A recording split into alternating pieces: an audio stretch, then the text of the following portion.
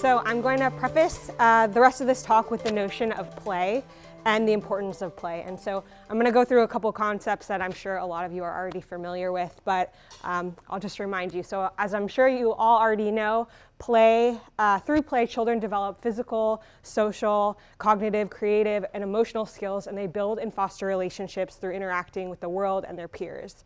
And Julie and I, and I'm sure all of you, believe that every child has the right to play and participate and be included in play equally.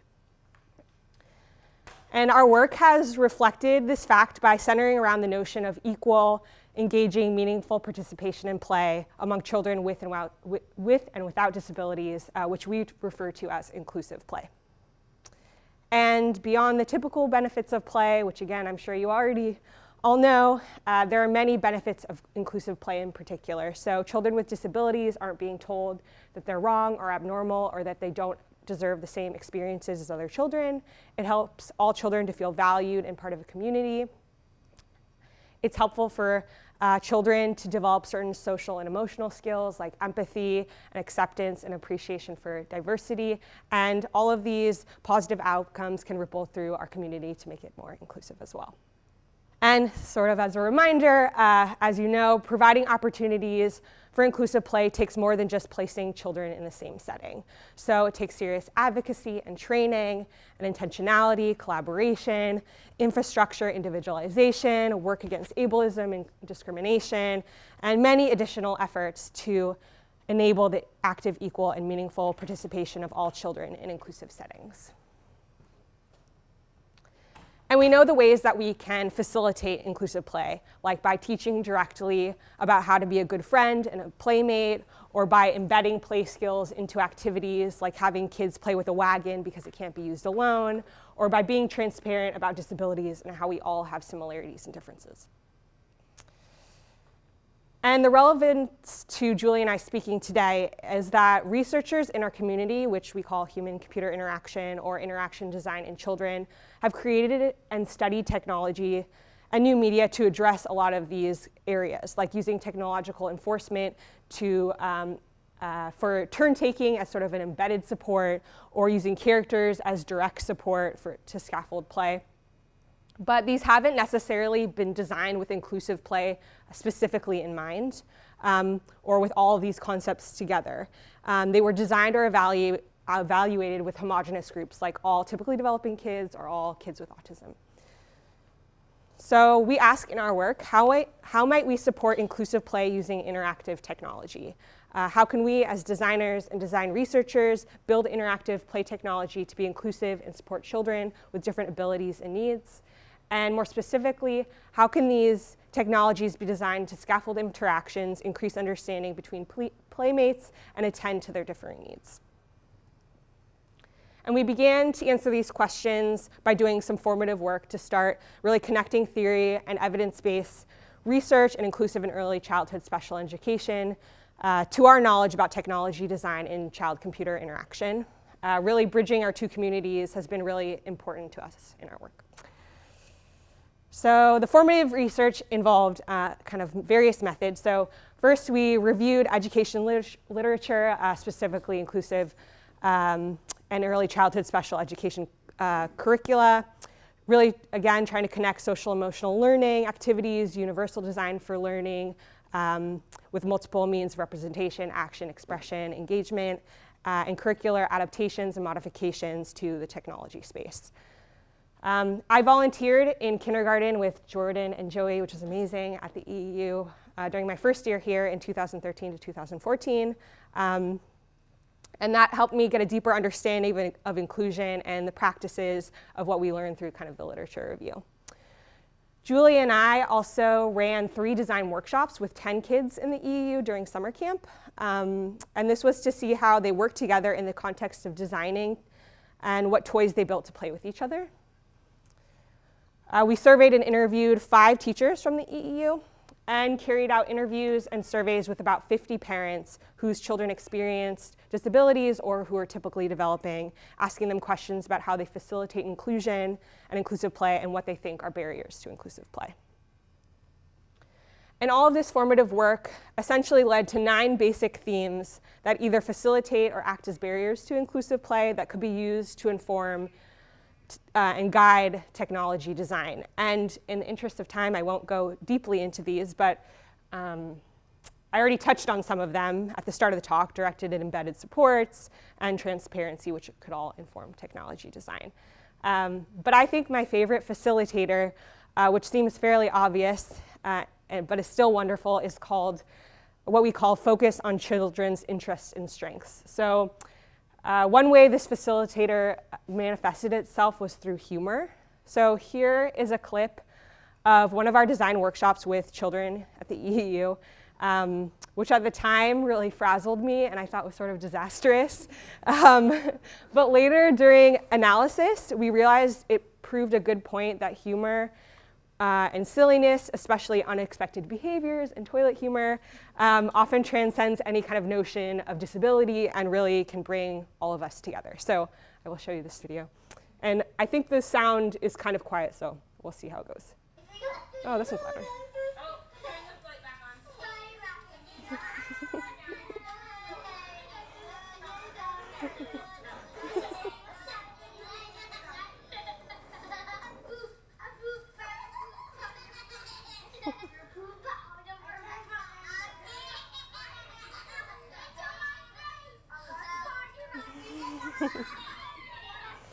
So yeah, at the time I was like, what are we going to get out of this? But I think it really brought us closer to the idea that we should bring silliness kind of into our technologies. So overall, when we designed our own technology application for inclusive play, we aimed for our design to draw on the facilitators and work to overcome the barriers that we found here. So what did we design? We designed and developed an interactive, cooperative, picture-taking tablet application that aims to support children with inclusive play, which we call Incloodle. We used the prototype as the basis for a short-term lab study, which I'll also go into. So the main idea of Incloodle is to prompt children to play together and also talk about their emotions, likes, and dislikes, to learn about each other and their similarities and differences. It involves photography because of how it can be a tool to model different faces and emotions and be used for reflection. And so first, the children are able to choose a face to complete a task, so they tap on a face. And the character they choose introduces herself and talks about some sort of social and emotional topic, or a topic about herself. In this case, Maya says, "My name is Maya, and sometimes I feel grumpy when I don't get enough sleep. What makes you feel grumpy?" Then she prompts the children to take a picture that relates to the previous topic, which involves making a specific face or to bring in a specific object to take the picture together. So here are 2 children making grumpy faces, and when they take the picture, the character tells them that they did it and allows them to redo the picture if they want, or to go back to the main screen and choose another face. Okay. So, like I mentioned before, we designed Incloodle to facilitate inclusive play and overcome barriers to inclusive play. So we designed it to facilitate by providing direct support for play interactions, increasing transparency, and focusing on child interests and strengths by explicitly referencing personal, social, and emotional content. Hear about what makes a child calm down and having the child talk about that topic. We designed Incloodle to provide embedded support for turn-taking cooperation through the gameplay itself, like tapping buttons and through the photography. And the open-endedness of the questions and prompts should allow it to be adjusted to any pair that plays with the application or to get support from an adult. And Incloodle is meant to lower barriers to inclusive play by enabling playmates and their caregivers to learn about the children's wants and needs through the questions and prompts. So for example, by hearing a child discuss what they might want when they're upset, as prompted by Incloodle, it might allow the children and adults to be more familiar with each other and what they need. Also, when the children learn about each other's similarities and differences during gameplay, it might provide an opportunity for them to increase positive attitudes about each other and for people who are different than themselves. And finally, and importantly, Incloodle is not a solitary application, which was kind of a pervasive idea about technology as being solitary. It's supposed to be cooperative, and it's social, and it's silly. So the next phase of our research involved using Incloodle as part of a short-term lab study. For this study, we empirically evaluated the ability of specific interactive design features to facilitate inclusive play with children with diverse abilities and needs. Specifically, we address two main research questions that relate back to the related work. So the first is, does technologically enforcing cooperation between children lead to more successful inclusive play? Or kind of just how does it affect play? And does prompting interactions between children through in-app characters lead to more successful inclusive play? Or again, how does it affect the play? And we adapted a definition of kind of successful inclusive play from early childhood special education, specifically from Alice Cross from Indiana and her colleagues, such that inclusive play in our context is successful when the technology supports the children in the development of play skills anticipated for all children. It fosters acceptance and positive attitudes between the children. And parents are pleased with their children's play experience and participation and believe their children appeared comfortable and happy in the play setting. It's also important to note that for this study, we focused on what we refer to as neurodiversity, which is the concept that all people have neurological differences like any kind of other human variation. So these differences can be referred to as having diverse cognitive, social, emotional, and behavioral abilities, or the differences can be labeled as things like autism spectrum disorder, ADHD, dyspraxia, anxiety disorders, and others. And we also focused on children in preschool and kindergarten, so about age 4 to 6. And so for the lab study, we modified Incloodle so that there were 4 different versions that varied in whether or not the application technologically enforced cooperation or in the type of prompting that it gave. So we could answer our 2 research questions. So I'll go into that next. So in regard to our first research question, technologically enforcing cooperation in Incloodle was ensuring that 2 faces were in the picture, which we can detect using face metadata or face detection data. So in the non-tech enforcement version of Incloodle, anyone or anything could be in the picture, and the shutter button is enabled. In the tech enforcement version, when no faces or one face is detected, the shutter button is disabled, and it says, make sure both buddies are in the picture when someone tries to tap it. There's also a red box around the person's face if only one face is detected. But when 2 faces are detected in the tech enforced version, there are green boxes shown around the people's faces, and the shutter button is enabled. And then obviously it's still enabled in the no tech enforcement condition or version. So because of the success of tech enforcement for groups of children with autism, leading to kind of positive behaviors and cooperation and collaboration, we hypothesized that technologically enforcing cooperation in this context would lead to more successful inclusive play. And for the second research question, we had prompts for interactions given either by characters, which is what I showed before, or just kind of through simple content, just words. So in the basic prompting version of the application, the children can choose from 16 cameras instead of 16 faces. The topics are introduced without any character or backstory. So on the left it says, what are your favorite shapes? While on the right, Ashley says, my name is Ashley and my favorite shape is a circle. I use a wheelchair and my wheels are big round circles. What are your favorite shapes? And then the app either prompts the children to take a picture without the character, or the character, here Ashley, prompts the children to take the picture together. And we hypothesized that having characters in the application would lead to more successful inclusive play because virtual characters have had positive effects supporting children with autism in the literature, and because of the popularity and effectiveness of including characters in new media like applications and television for all kids. And so these 4 versions of Incloodle led to the 4 main conditions of our study. And our lab study participants were 8 pairs of unacquainted children between the ages of 5 and 7. In each pair, one was neurodiverse and the other was neurotypical. And some of their diagnoses included high-functioning autism, anxiety, developmental disabilities, and sensory perception disorders. We used a within subjects design. So each pair played with all 4 versions of Incloodle for about 5 minutes per version, while their parents observed. And the order of the versions was counterbalanced using a Latin square design. Before the sessions, the playmates played with Legos for about 5 minutes and then played with the iPad camera together to get a hang of it In between the play sessions, we asked the children a few questions, and then parents filled out a survey about that particular session, and we video recorded the sessions. 2 coders analyzed the videos quantitatively in 30-second intervals for synchronous reciprocal interactions, which is when children both engage in social communicative behaviors like eye contact, verbal initiations, and responses at the same time, although we did not count when kids took the picture together. And they also coded the 30-second intervals for affect, which assesses the children's comfort and happiness on a 6-point scale. And also 2 researchers, myself and another researcher, also annotated the videos with descriptive qualitative notes, and then we performed open coding on those notes using kind of a joint deductive and inductive approach to the codes. So what did we find? To answer the first research question, technologically enforcing cooperation did change play between child pairs in pretty meaningful ways. Quantitatively, whether or not there was enforcement, the kids engaged in synchronous reciprocal interactions for about 31 or 32% of the time they were playing together, so it was about equal.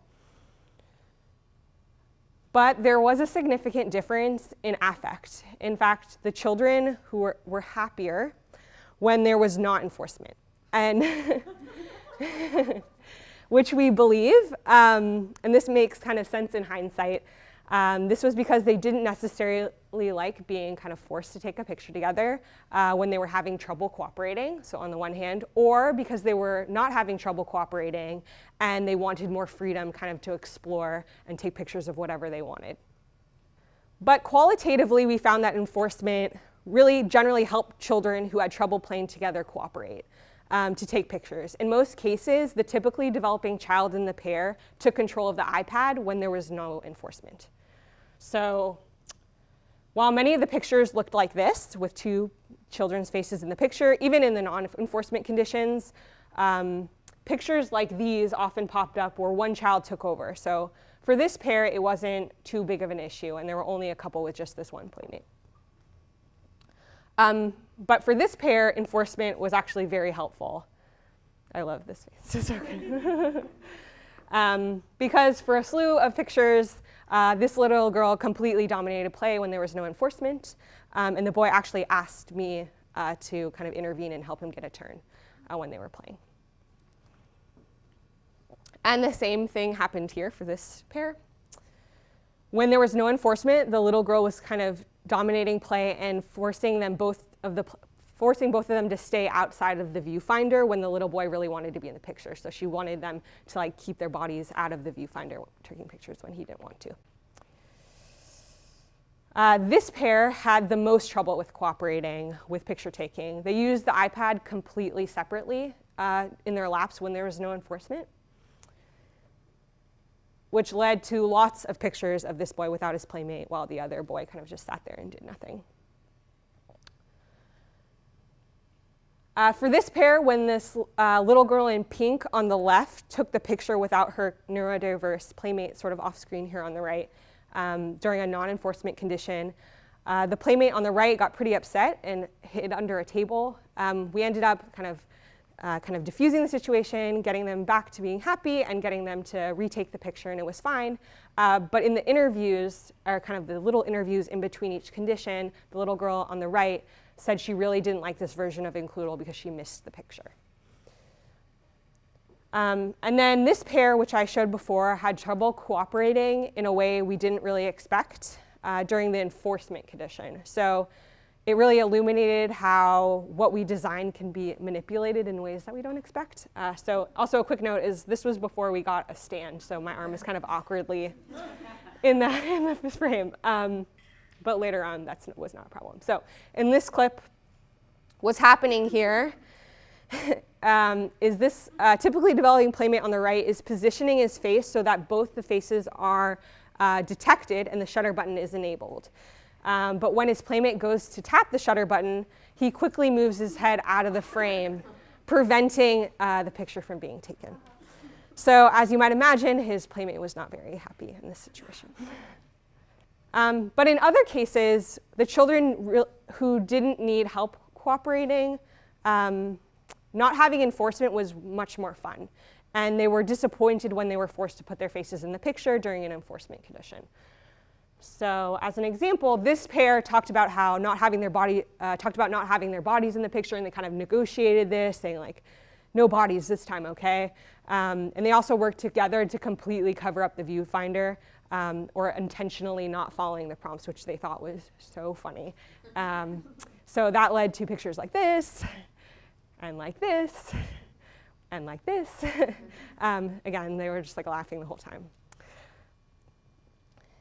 For the second research question, having simple characters, kind of with this and plain content, we didn't find it made any significant difference in their experiences, either quantitatively or qualitatively. So there was no significant difference between the percent of time with synchronous reciprocal interactions in either condition. And it's a little bit, although there isn't a significant difference, it's a little lower for the character-based prompting, because there's actually more time that you have to be kind of staring at the screen, because it's like there's more content there because the characters say more than the basic prompting. And there was also no significant difference in affect either, which was really surprising to us. But there was some kind of small notions that kind of glimpses of hope in this. Having the faces was sometimes really good for memory, and some of the children mentioned the names of the characters explicitly and commented on their stories. So one child in a pair said, she bites, after Mia told this anecdote about how she's working on using her words instead of hitting or biting. So it really shows the potential of having characters, perhaps ones that are already recognizable, like Sesame Street characters, or their new character with autism named Julia, with greater backstories and more exciting animation and graphics, instead of kind of this really plain looking screen with just text, as being more supportive of children with inclusive play. And finally, there were other design features that supported the children with inclusive play. The buttons and the multiple tasks scaffolded turn taking. So one child would stay back and say your turn, or they would implicitly decide that it was the next person's turn to kind of pick the character of who would go next, or the camera. And this was a kind of embedded support, like I talked about earlier with kind of the wagon example. Although not all children had an easy time with this, and one parent, after she noticed her neurotypical child was kind of taking control and wasn't sharing well and kept tapping all of the buttons, in her feedback asked if a sharing component was an enforcement component for sharing was possible for us to implement in an application.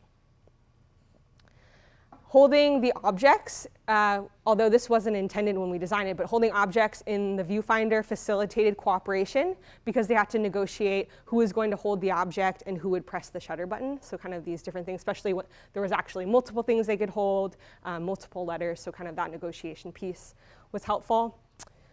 And taking pictures together, making certain faces, and with particular objects supported peer modeling too. So in this video, the girls copy each other by crossing their arms, and then they point and laugh at the picture and sort of talk about what they look like. So, and kind of in relation to the copying and the peer modeling, this pair of children copied each other a lot, and they were imitating each other when they really didn't have to in these cases. So in these pictures, the girl on the left was copying the faces of the girl on the right when the prompts didn't call for it. So like, making angry faces doesn't require the kids to show their teeth, and making uncomfortable faces doesn't necessarily mean you have to have your hand in your mouth. Sticking out your tongue doesn't mean you have to roll your tongue. Taking a picture with a circle doesn't necessarily mean it has to be on your head, but they were matching each other in all these cases. And finally, the picture taking, we noticed really promoted for reflection, and a lot of the children made comments about their pictures afterward, saying, look at us, or pointing and laughing at their pictures and kind of sharing that experience. And so what does this all mean for play technology for children with mixed abilities, or for technology that supports inclusive play? Well, first, rather than being dichotomous, enforcement should really be adaptive or toggleable by adults or by the kids to fit the needs of the diverse pairs. It should also be contextualized better so kids understand why it's important to cooperate, and be embedded in a situation where having to cooperate feels kind of more necessary or natural for the task at hand, since it was kind of just unexplained when they played with it. Again, like I said before, bringing in more recognizable and engaging elements may be helpful for inclusive play. Interactive picture taking was very supportive, so that was great news for us. And ultimately, there is a lot more research to be done, and we hope that this empirical evaluation kind of can inspire more design and research into inclusive technology for kids. And now work for us, our future work, and kind of my dissertation, is really doing all these kind of points that I noted before. So doing a design iteration based on the results, adding more activities, making it more engaging, changing technological enforcement to be toggleable. We also want to incorporate parents and adult caregivers into the use, kind of having screens to being able to evaluate how this play changes over time, who's playing together, and then doing a long-term study of the use. We did really short sessions with the kids. We're only playing for 5 minutes, and we imagine, especially in relation to the characters, that over time it would really change, and kind of their relationships with these characters might change as well. So thanks everyone for listening, and I'll be happy to take questions.